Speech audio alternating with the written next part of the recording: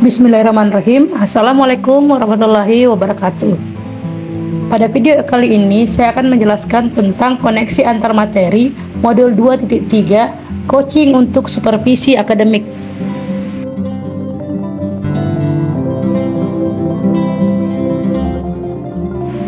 Perkenalkan, nama saya adalah Dewi Endarwati, calon guru penggerak dari Kota Palopo angkatan ke-6. Adapun Ibu Astuti Asis MED PhD adalah fasilitator saya, dan Pak Samsul Alam Ramli SPD MPD adalah pengajar praktik saya.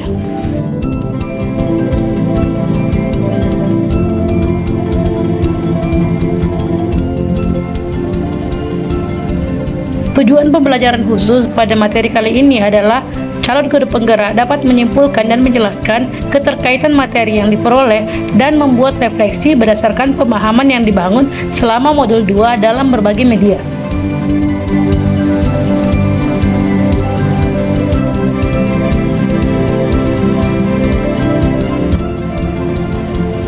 Refleksi materi pembelajaran modul 2.3.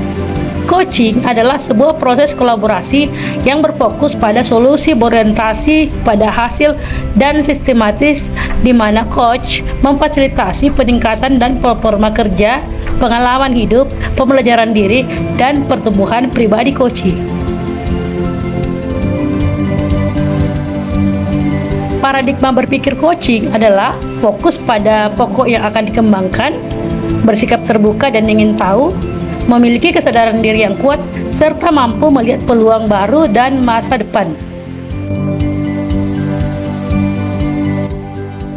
Prinsip coaching yang pertama adalah kemitraan. Dalam coaching, posisi coach terhadap coachingnya adalah mitra. Itu berarti sekarang tidak ada yang lebih tinggi maupun lebih rendah. Kemudian prinsip coaching yang kedua yaitu prinsip kreatif. Proses kreatif ini dilakukan melalui percakapan dua arah yang memicu proses berpikir coach untuk memetakan dan menggali potensi coach sehingga dapat menghasilkan ide-ide baru. Dan prinsip yang terakhir adalah memaksimalkan potensi. Untuk memaksimalkan potensi dan pemberdayaan rekan sejawat, percakapan perlu diakhiri dengan suatu rencana tindak lanjut yang diputuskan oleh coach. Coaching dalam konteks pendidikan. Menurut filosofi Ki Hajar Dewantara, proses coaching sebagai komunikasi pembelajaran antara guru dan murid. Murid diberikan ruang kebebasan untuk menemukan kekuatan dirinya, dan peran pendidik sebagai pamong dalam memberi tuntunan dan memberdayakan potensi yang ada agar murid tidak kehilangan arah dan menemukan kekuatan dirinya tanpa membahayakan dirinya sendiri.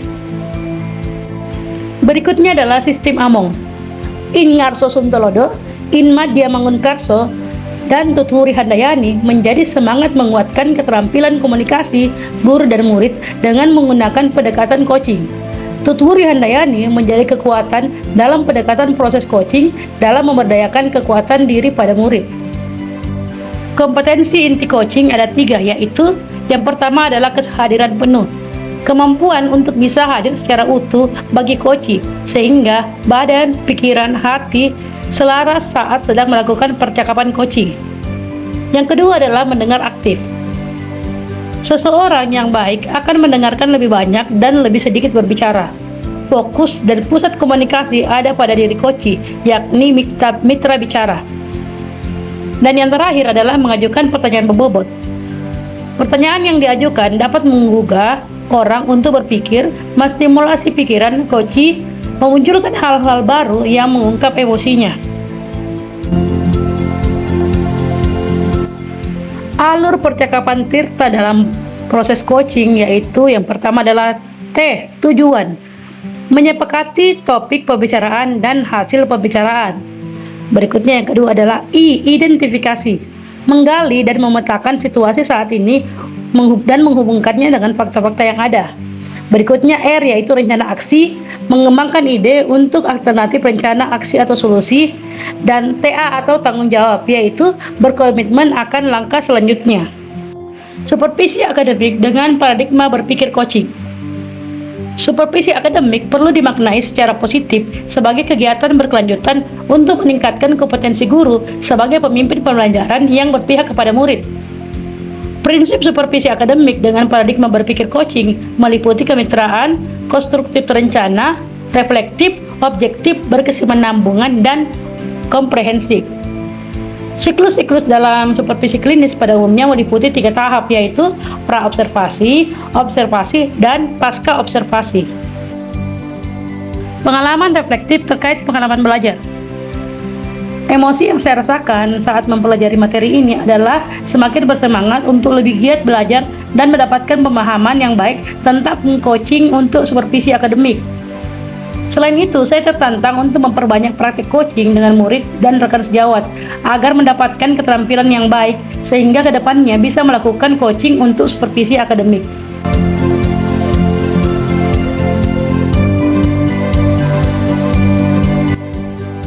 Yang sudah baik terkait pengalaman belajar adalah memahami dan mempraktekkan proses coaching. Yang perlu diperbaiki terkait kompetensi menjadi coach adalah dalam mengajukan pertanyaan berbobot untuk menggali potensi coach. Implikasi terhadap kompetensi diri, menambah dan mengoptimalkan kekuatan diri sebagai seorang pendidik dan masyarakat yang dapat menjadi seorang coach bagi orang-orang di sekitar. Refleksi analisis untuk implementasi dalam konteks calon guru penggerak. Analisis terkait topik modul 2.3. Bagaimana penerapan coaching untuk supervisi akademik? Melalui supervisi akademik, kegiatan pemberdayaan dan pengembangan kompetensi diri dalam pengembangan performa mengajar untuk mencapai tujuan pembelajaran. Coaching dibutuhkan sebagai peningkatan motivasi atau komitmen diri dari seorang guru sehingga kualitas pembelajaran meningkat seiring dengan meningkatnya motivasi kerja para guru.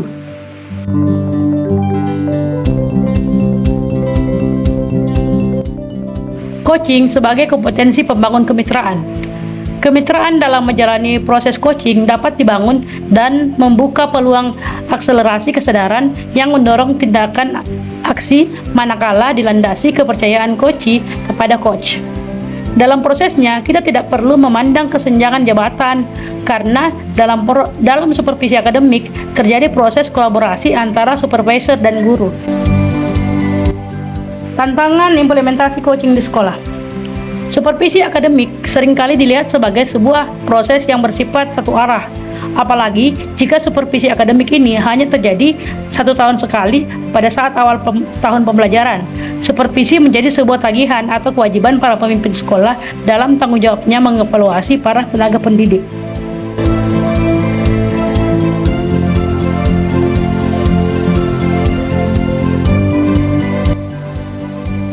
Alternatif solusi dari tantangan yang ada adalah saat melakukan proses coaching, seorang coach harus lebih menekankan menjadi pendengar aktif dan tidak mendominasi pembicaraan. Coach hanya melontarkan beberapa pertanyaan yang merangsang jawaban dari coachee. Dibutuhkan keterampilan berkomunikasi yang lebih baik dari seorang coach untuk melakukan praktek coaching agar mampu menggiring coachee untuk menemukan solusi dari permasalahannya dan berkomitmen untuk menjalankannya.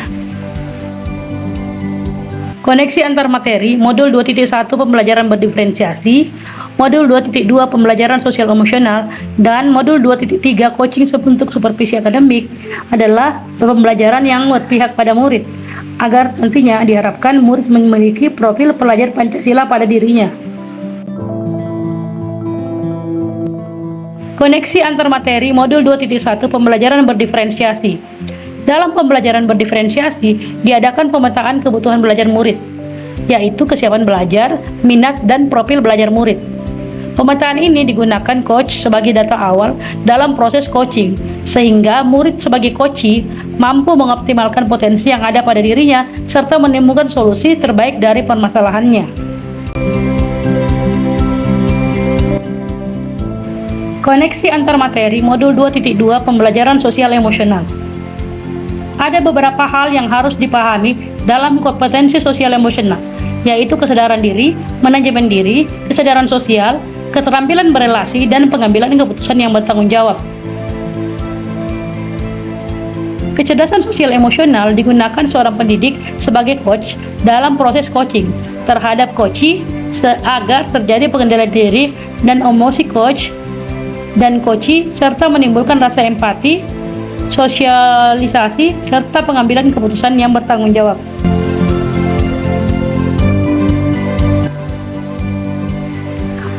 Peran sebagai seorang coach di sekolah dan keterkaitannya dengan materi sebelumnya di paket modul 2, yaitu pembelajaran berdiferensiasi dan pembelajaran sosial dan emosional. Dalam kompetensi coaching, dengan menggunakan alur kita sebagai alur percakapan coaching, mewajibkan kita sebagai coach untuk dapat melakukan kehadiran penuh. Salah satunya adalah dengan kegiatan stop dan mindful listening yang telah dipelajari melalui modul 2.2 pembelajaran sosial dan emosional. Salah satu prinsip dalam memaksimalkan potensi dan memberdayakan rekan sejawat, maka percakapan perlu diakhiri dengan suatu rencana tindak lanjut yang diputuskan oleh rekan yang dikembangkan yang paling besar kemungkinan berhasilnya. Karena potensi coach beragam, maka keterampilan sosial emosionalnya diperlukan untuk memaksimalkan potensinya.